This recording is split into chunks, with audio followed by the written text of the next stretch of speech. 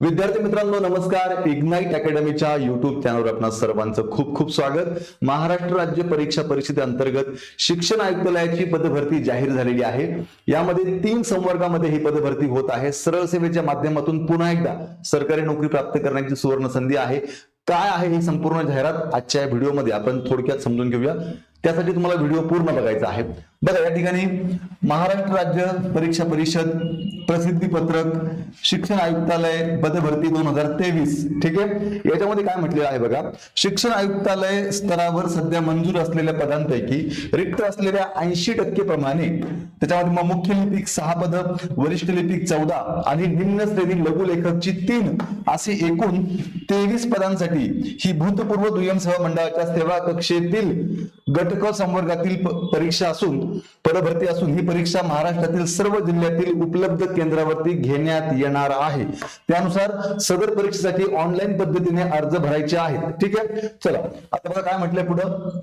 तरी पात्र उमेदवारांनी कोणत्या वेबसाईटवर बघा ibps.online.ibps.in.msc म्हणजे आपल्याला कळलं की परीक्षा ही IBPS घेणार आहे, हे लक्षात घ्या.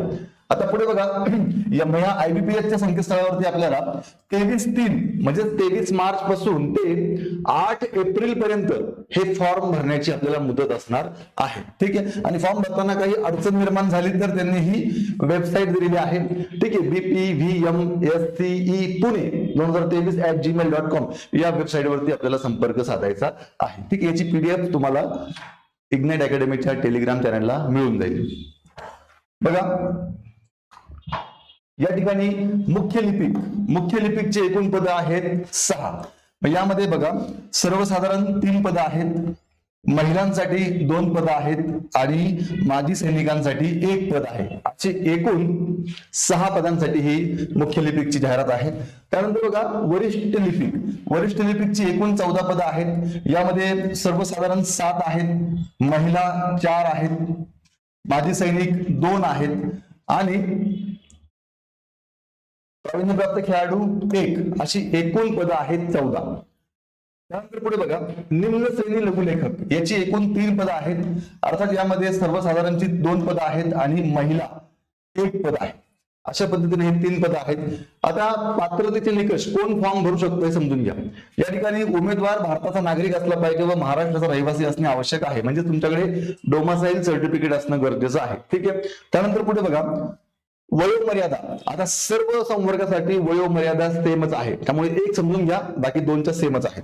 बघा या ठिकाणी वयोमर्यादा ओपन कॅटेगरीसाठी तुम्ही वयाच्या 38 वर्षापर्यंत फॉर्म भरू शकतात. ओपन सोडून बाकी सगळ्या कॅटेगरीला 43 वर्षापर्यंत तुम्हाला फॉर्म भरता येणार आहे. मग त्यामध्ये लक्षात घ्या, तुम्ही प्रावीण्यप्राप्त खेळाडू असाल तरी 43 वर्षापर्यंत फॉर्म भरता येईल. तुम्ही माजी सैनिक असाल ओपन मध्ये तर 38 वर्ष अधिक सैनिकी सेवेमध्ये दिलेला कालावधी अधिकचे 3 वर्ष एवढी सूट असणार आहे. आणि ओपन सोडून बाकी कॅटेगरीतले माझे सैनिक आहेत त्यांना 43 वर्ष अधिक सैनिकी सेवेत दिलेला सेवा कालावधी अधिकचे 3 वर्ष एवढी सूट असणार आहे. पदवीधर अंशकालीन उमेदवार असेल तर वयाच्या 55 वर्षापर्यंत हा फॉर्म भरता येईल. दिव्यांग असेल, प्रकल्पग्रस्त असेल, भूकंपग्रस्त असेल तर तुम्हाला वयाच्या 45 वर्षापर्यंत हा फॉर्म भरता येणार आहे. ठीक आहे. सगळ्या संवर्गासाठी ही वयोमर्यादा सेमच आहे. सगळ्यात महत्वाची गोष्ट बघा काय म्हणते या ठिकाणी. आता पुढे बघा शैक्षणिक पात्रता व अनुभव. आता शैक्षणिक पात्रता काय लागणार आहे हे फॉर्म भरण्यासाठी. तर बघा तुम्हाला मुख्य लिपिक किंवा वरिष्ठ लिपिक या दोन्ही संवर्गासाठी फॉर्म भरायचे असतील तर लक्षात घ्या, मान्यताप्राप्त विद्यापीठाच्या कोणत्याही शाखेची पदवी म्हणजे तुम्ही ग्रॅज्युएट असणं गरजेचं आहे. त्याच पद्धतीने दुसरी गोष्ट काय सांगितली बघा, टंकलेखन टायपिंग ज्याला आपण म्हणतो ते संगणक टंकलेखन असेल तरी चालणार आहे. मराठी 30 शब्द प्रति मिनिट व इंग्रजी 40 शब्द प्रति मिनिट म्हणजे तुमचं टायपिंग मराठी 30 आणि इंग्लिश 40 असणं गरजेचं आहे. ठीक आहे. त्यानंतर बघा मुख्य लिपिक पदासाठी किमान 2 वर्षाचा शासकीय किंवा निमशासकीय कार्यालयातील वरिष्ठ लिपिक पदाचा अनुभव आवश्यक आहे. आवश्यक म्हटलंय म्हणजेच तुम्हाला इथे एक्सपिरियन्स लागणार आहे.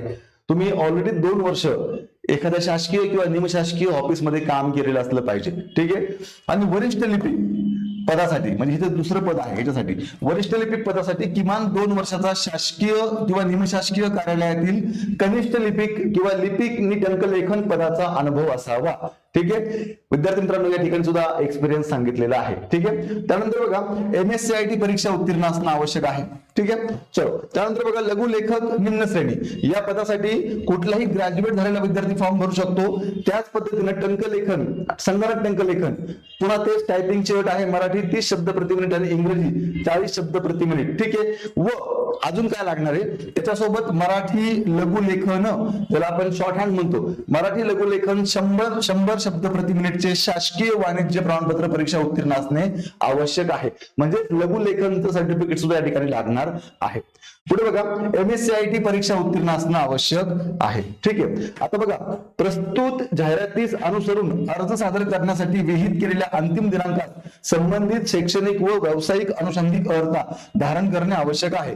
म्हणजेच फॉर्म भरण्याचा तुमचा जो शेवटचा डेट आहे, शेवटची तारीख आहे, त्या तारखेपर्यंत तुमच्याकडे ही शैक्षणिक आणि अनुभवाची जी काही अर्हता आहे ती तुम्ही पूर्ण केलेली असणं गरजेचं आहे.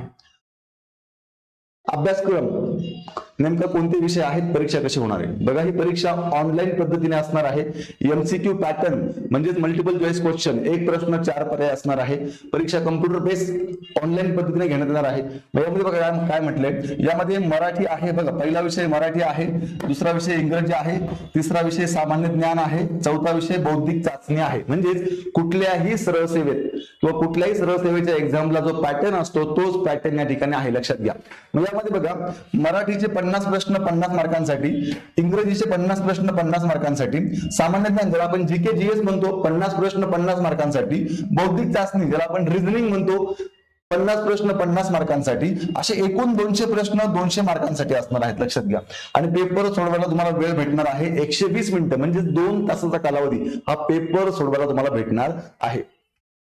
ठीक आहे. आता या ठिकाणी काय म्हटलंय बघा, ज्या पदांकरता पदवी ही कमीत कमी अर्थ आहे, त्या तिन्ही पदांकरता पदवी ही अर्थ आहे. म्हणजे तुम्हाला GK GS आणि बौद्धिक चाचणीचे प्रश्न जे आहेत ते ग्रॅज्युएशनच्या लेवलला विचारले जातील आणि मराठी आणि इंग्रजी याचे जे प्रश्न आहेत ते इयत्ता 12वीच्या बेसवरती आधारित असतील. ठीक आहे. आता बघा परीक्षा ही ऑनलाईन पद्धतीने घेण्यात येईल. मी आधी सांगितलं तुम्हाला प्रश्नपत्रिका वस्तुनिष्ठ बहुपर्याय स्वरूपाची असेल. ठीक आहे, हे पण तुम्हाला माहिती आहे. हा पुढे आता फॉर्म भरण्याची मुदत काय बघा, 23 मार्च ते 8 एप्रिल एवढी तुमची फॉर्म भरण्याची मुदत आहे. ठीक आहे. परीक्षा कधी होणार आहे, परीक्षा तुमची www.mscepune.in या संकेतस्थळावरती उपलब्ध करून देण्यात येईल. तसेच उमेदवारांच्या प्रवेश पत्राद्वारे कळवण्यात येईल. म्हणजेच परीक्षेची तारीख या ठिकाणी सांगितलेली नाही, परीक्षेची तारीख तुम्हाला लवकरच सांगण्यात येईल. साधारणतः फॉर्म भरल्यापासून 2 महिन्याच्या आत परीक्षा होण्याची दाट शक्यता आहे. त्यामुळे सरळ सेवेचा तुम्ही अभ्यास करत असाल किंवा नव्याने तुम्ही अभ्यास करू इच्छित असाल तर पुन्हा एकदा सरकारी नोकरी मिळवण्याची खूप चांगली संधी आहे. तेव्हा जोरदार तयारी चालू ठेवा. कारण सरळ सेवेच्या परीक्षेचा फायदा हा एक असतो की तुम्हाला अभ्यासक्रम सेम आहे, एकाच अभ्यासक्रमावर तुम्हाला अनेक वेगवेगळ्या विभागाच्या परीक्षा देता येतात, हे लक्षात घ्या.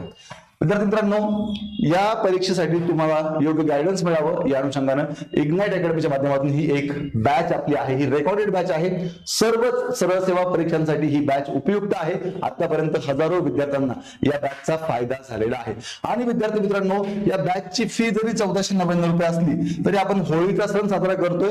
या होळीच्या सणाचं औचित्य साधून या बॅच वरती आपण 25% ऑफ देत आहोत, लक्षात घ्या. त्यामुळे तुम्हाला पूर्ण फी भरण्याची आवश्यकता नाही आणि तुम्ही ह्या डिस्काउंट ऑफरचा फायदा घेऊ शकतात. ही डिस्काउंट ऑफर तुम्हाला फक्त 27 तारखेपर्यंतच लागू आहे, हे नीट लक्षात घ्या. ठीक आहे. अधिक माहितीसाठी 8888996116 या नंबरला संपर्क करा आणि अशाच प्रकारे स्पर्धा परीक्षेच्या अनुषंगानं वेगवेगळी माहिती आणि त्याचे व्हिडिओ बघण्यासाठी इग्नाइट अकॅडमीचं YouTube चॅनल सबस्क्राईब करा, Instagram पेज फॉलो करा.